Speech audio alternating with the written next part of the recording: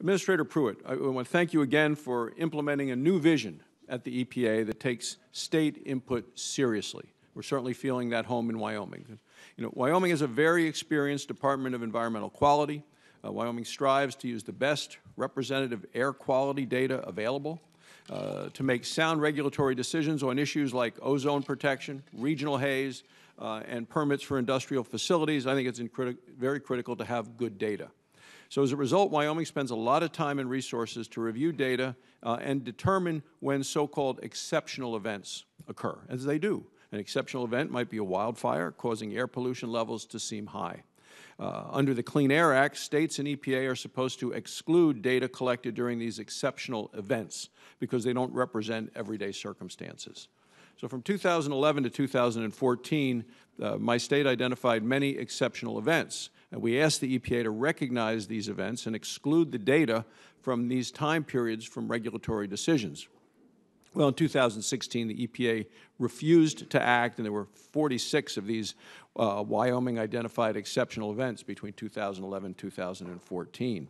But because this previous administration failed to act, my home state faces real consequences. So the failure to act is going to make it seem like there are violations of air quality that have occurred, creating the perception that there are air quality problems when there really are not. So this could lead EPA to base future decisions on bad data, and it could interfere with permitting and put some restrictions on Wyoming's economy.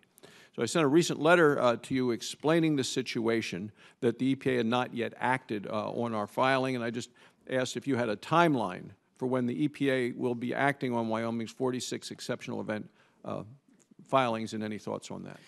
Mr. Chairman, I think there are a couple things I would say, and you're speaking with, I think, particular emphasis on ozone. And as you know, we are in the process of designating attainment and non-attainment with respect to ozone now. That's been the priority. We will finish that in April. There are around 50 or so areas that have not been designated yet that we endeavor to finish by April of this year. I think what's important when you think about ozone, there's been a lot of focus on whether the parts per billion, 75 parts per billion, reducing it to 70 parts per billion was a wise decision.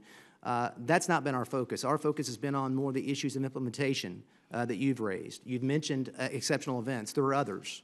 Background levels. In addition to international global transport, we have some tremendous challenges with international air transport on ozone that we also need to somehow consider as we engage in the designation process. So we are earnestly looking at those implementation issues, Mr. Chairman, in addition to finishing that designation process by mid-April. And your exceptional events question is very, very important as we engage in implementation going forward. Well, thank you. I'll reserve the remainder of my time. Senator Carper.